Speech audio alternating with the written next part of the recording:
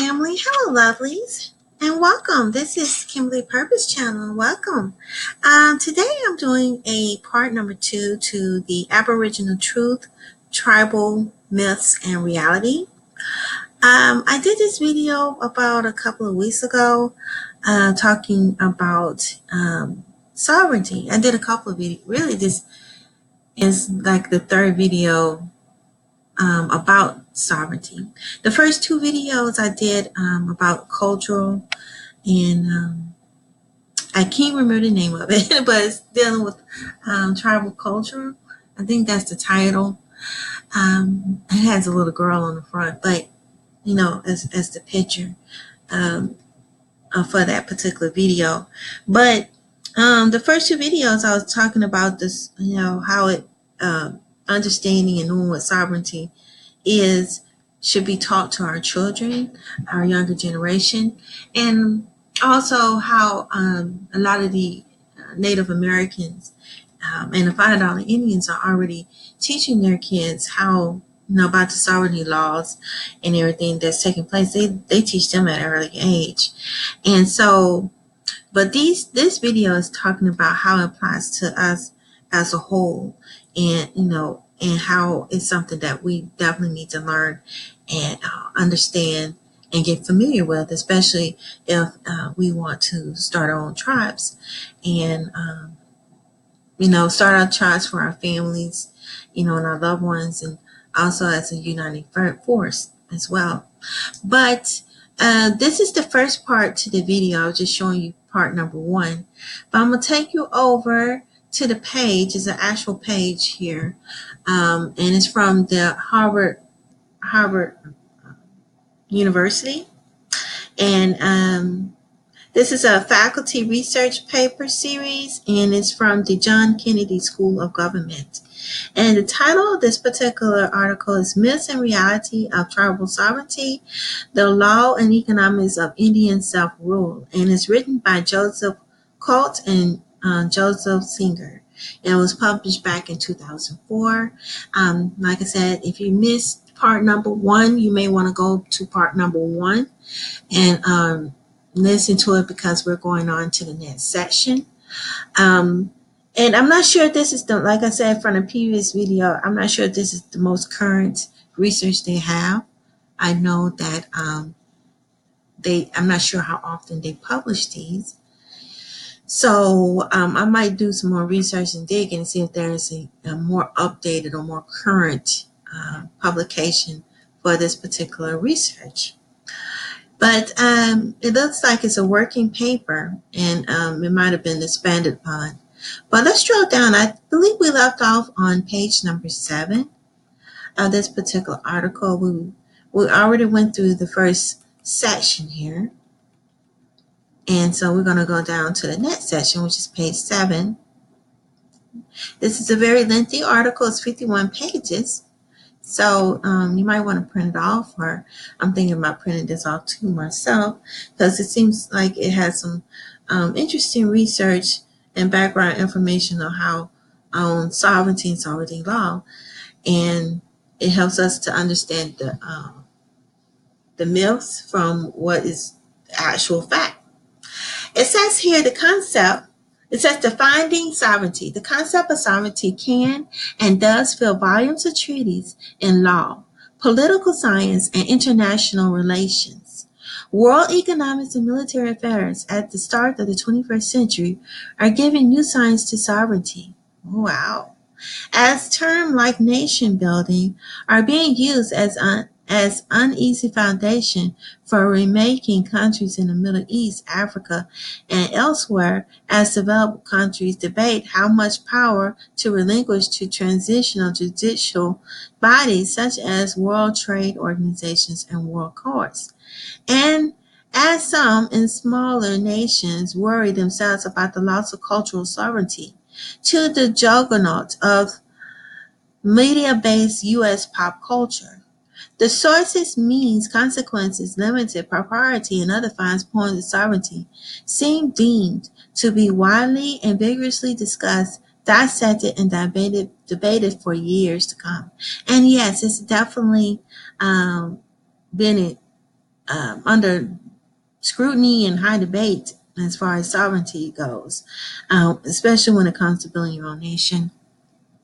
And we as Indigenous American Aborigines, we have had everything stripped from us, such as our culture, and that's something that we're definitely trying to get back in place, because we have everything has been completely brainwashed by the main population, the majority, and to the point where we have a difficult time keeping our identity and holding on to it, because we are constantly being assimilated into mainstream society. And this has been going on for centuries. And it's been going on for centuries to the point where we don't have a culture anymore. Everything has been completely stolen and brainwashed, and our identity has been hijacked pretty much. Well, let's draw down, and these are some of the things that we need to be looking at. It's been completely depleted, and now we're trying to rebuild. And I like how they explain how other countries have tried to do that, and it's like on the easy foundation.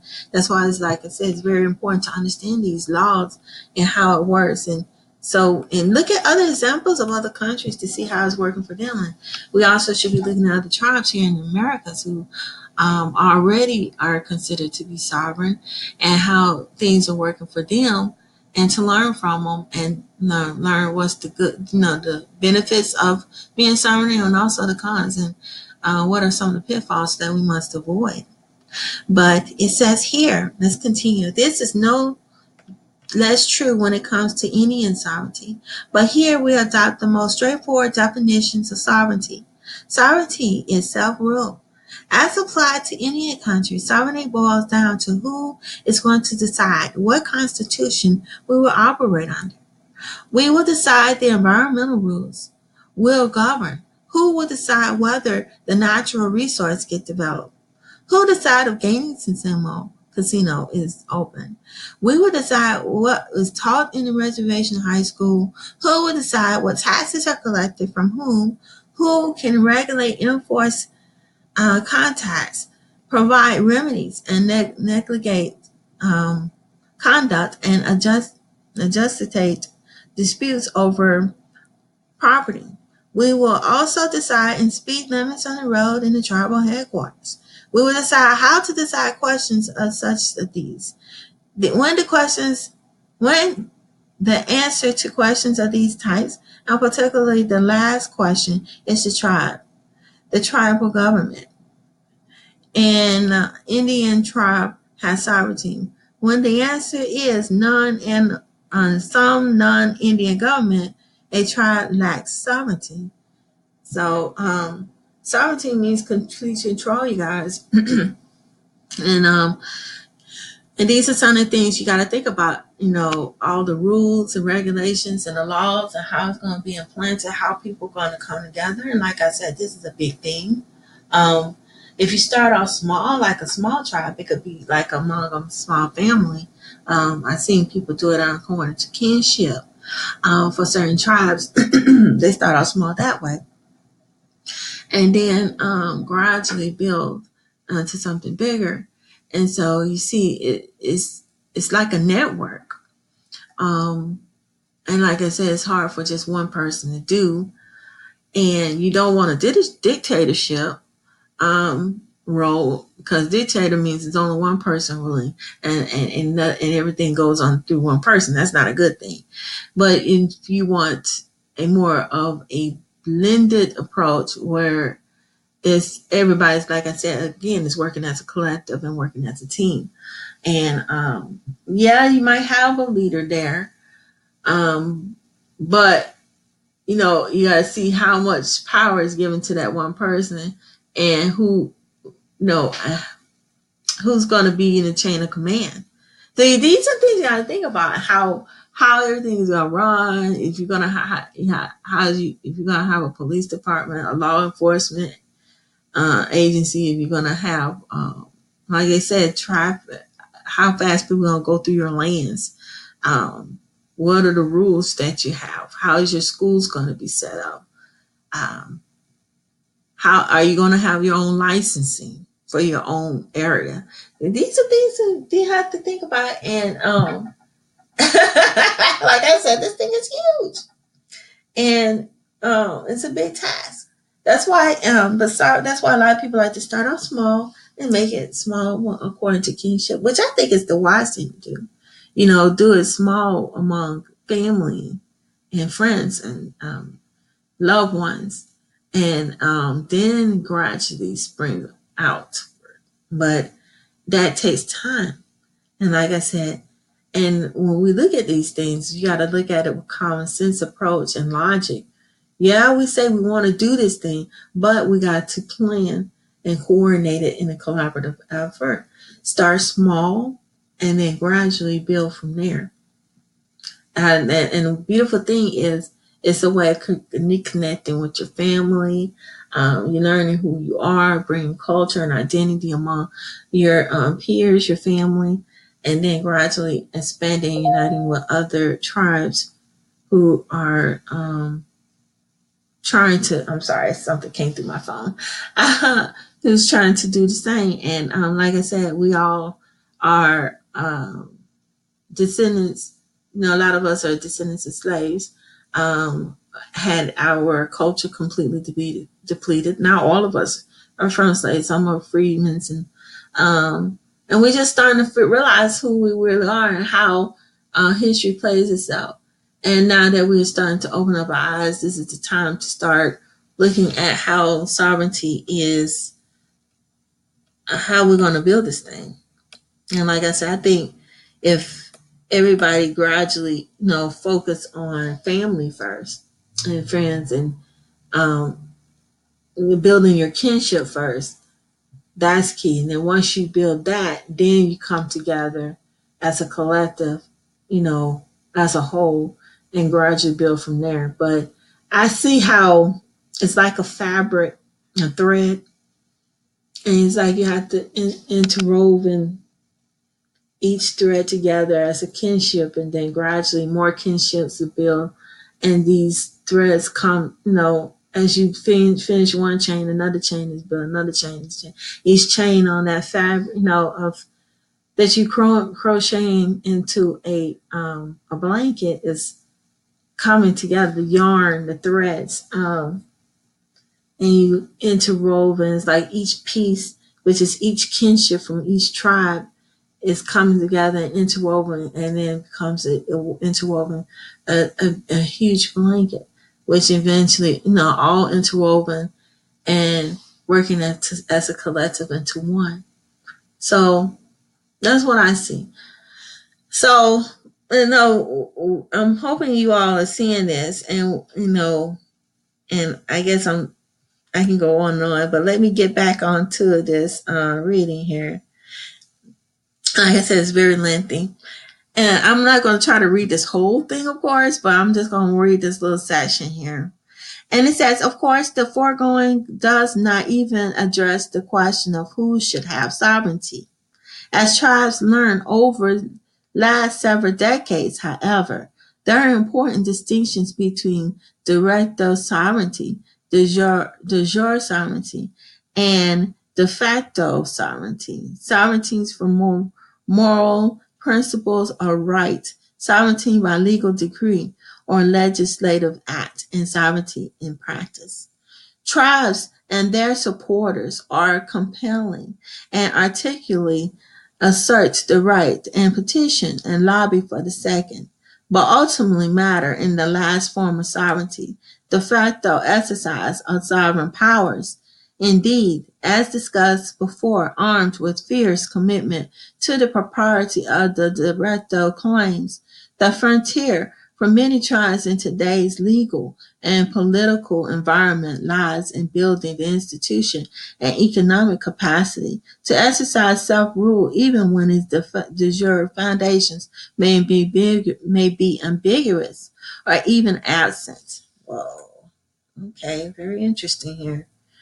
And it says here that it may matters ranging from enforcement of environmental codes and the administration of justice and contract dispute to the regulation and foster care placement of citizens, they are exercising sovereignty.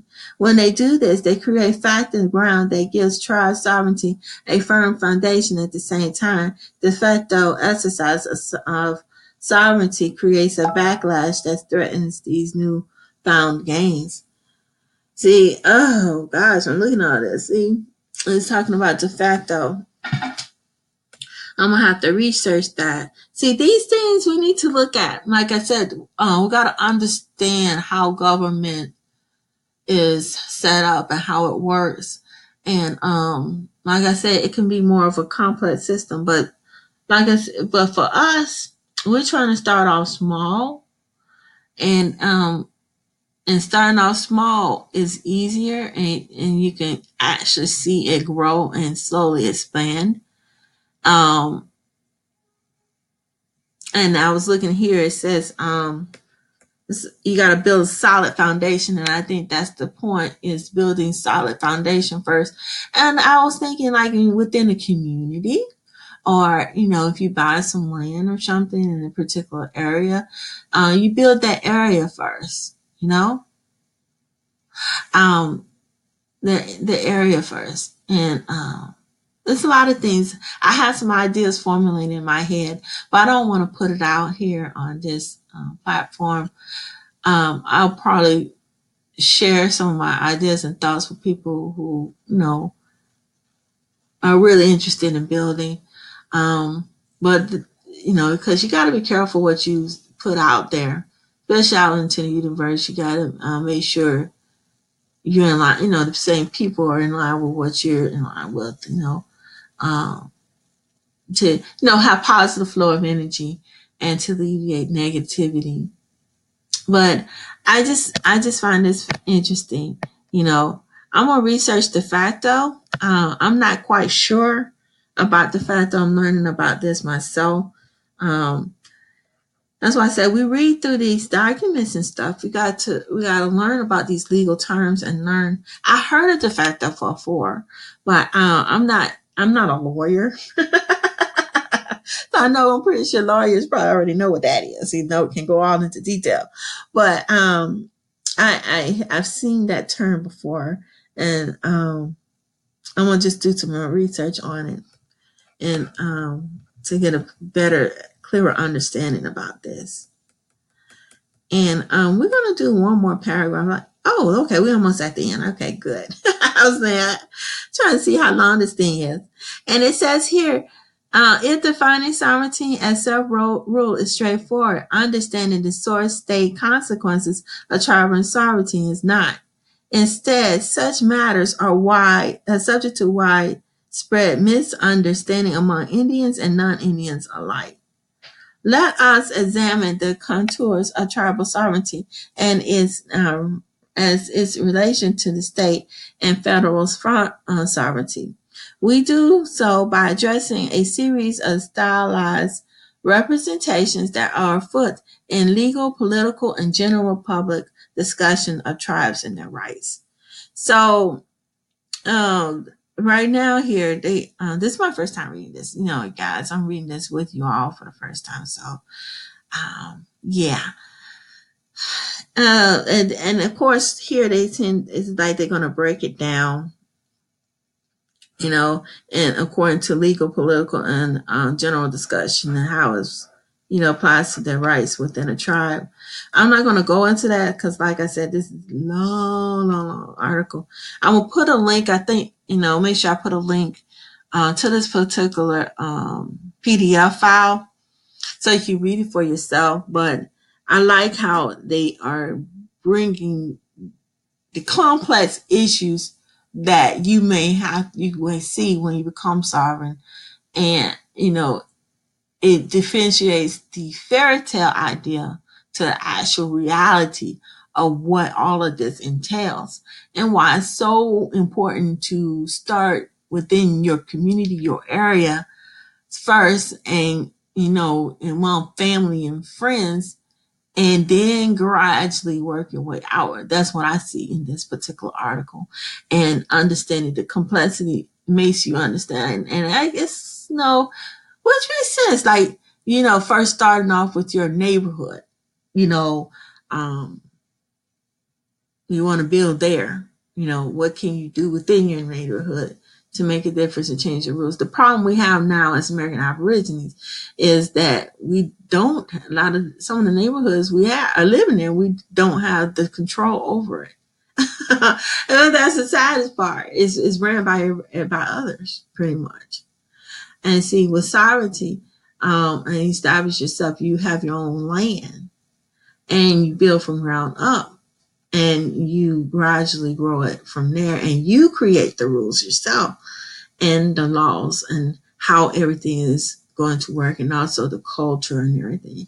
But see, when you live in our communities now, we may live in them, and some communities we may live in as a collective, but we don't have the decision power to make those decisions, because sometimes these communities are attached or linked in with other communities, like such as districts. Certain districts you may live in within a community within a certain district, but that district may have more, like in this particular government, Republicans in there than Democrats, or vice versa.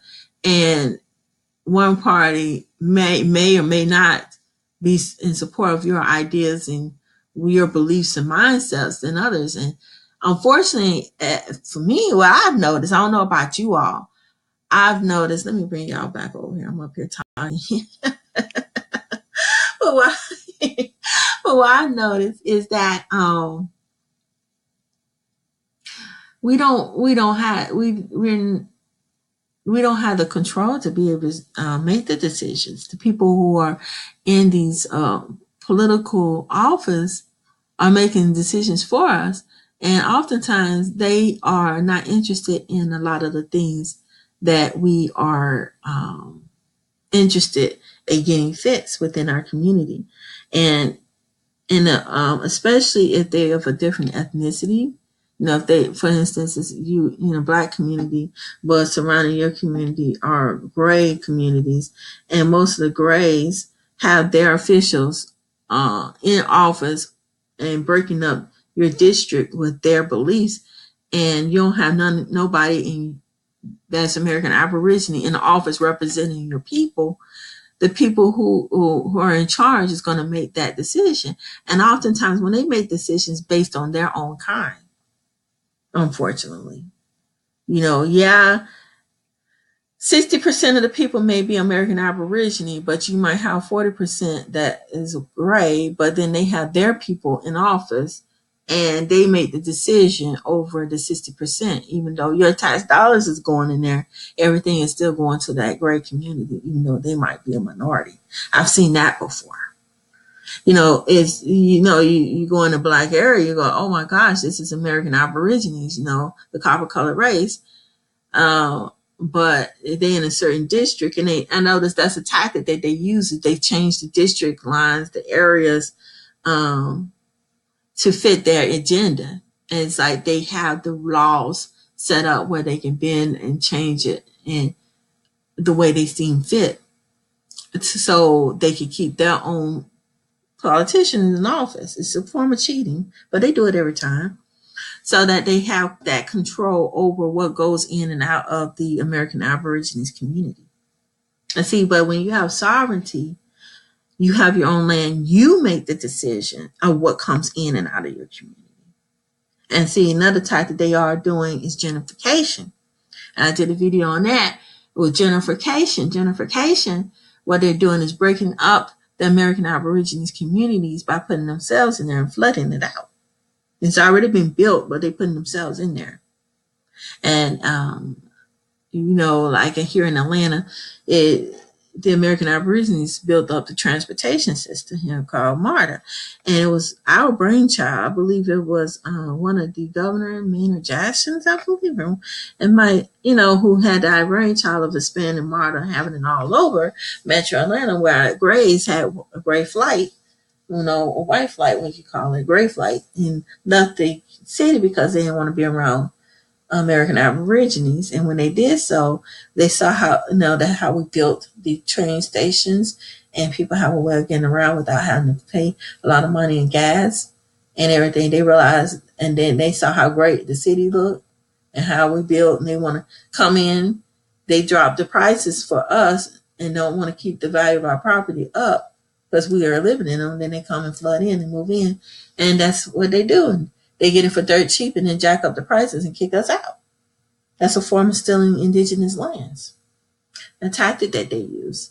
And then another instance I've seen is like I said, the American Aborigines may be 60% of our population, but they changed the district around where it fit their agenda. It may only be 40% grays in there. And then they have it set where their gray officials overseeing the American Aborigines communities too. And they make the decision of who gets in and out. And then now that I've seen some American Aborigines who've been paid off as officials, they get paid under the table and they don't care what goes on. And they decide whatever mainstream society wants because they've been paid off. They took on the mindset of the grays of how things should be ran in this country. And so if you paid off and you're, pretty much licking in voodoo crack or gray supremacy and being a coon, of course, that's how things get done and how monies and stuff is misappropriated. So we got to look at all of this stuff. Learn from our past mistakes and learn from it. Look at how things are being managed now and how we can improve and make it better for our own land. Okay? Once we build, and look at Black Wall Street too and see how they had theirs built. That's an example, a perfect example. Black Wall Street is a perfect example of how we should follow. But they had some flaws there. And we could see what great things they did to build their empire and what things caused the failing of the empire. And it was outside their control. And that's things that we also need to look at.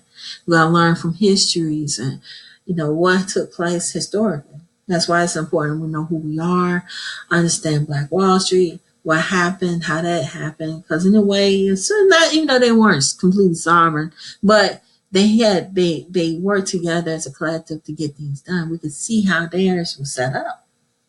But I'm just giving some ideas.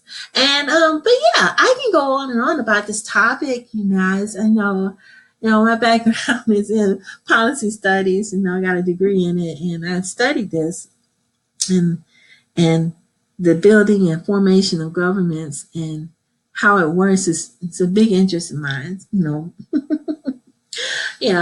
But I would like to see what you all think about all of this, the sovereignty. I like this article, this particular research, because it's differentiating fantasy from reality and giving us a big picture of what we are really having to do to build and to keep it. Not only just building, we need to learn how to build, but also how to keep it. And I think we don't have no problem building because we build some empires, you guys. It's in our DNA, it's in our genetics, and our ancestors done it, and we can do it too. But the problem is with us is keeping it and how to maintain it and keep it within ourselves. That's the key. But please like this video, thumbs up, and don't forget to subscribe. I have my Purpose Counseling and Wellness Center is up and running. I also have a school. I'm still working on the classes. I'm working on Aboriginal Truth University. I'm building that as well. I'm going to have some classes up there. I'll keep you guys posted. Don't forget to join my other channels. I have 2 more backup channels, Psychology Essence and the Purpose channel. I haven't uploaded as many videos on those, but I'm working on it. But those are my backup channels. I have those as well. And is there anything else? I also have a GoFundMe and a Patreon, and also a PayPal as well. And yeah, and those of y'all are interested in building, please let me know. It's good to talk to one another and work together as a collective. That's what's going to take, because we, like I said, we're a family. Um, and yeah, I'm still thinking. I'm brainstorming. You know, I'm always thinking, and that's a good thing. We all need to be thinking and putting our heads together as one. But yeah. But please like this video. Like I said, don't forget to subscribe. And peace, family. Love and peace. Bye bye.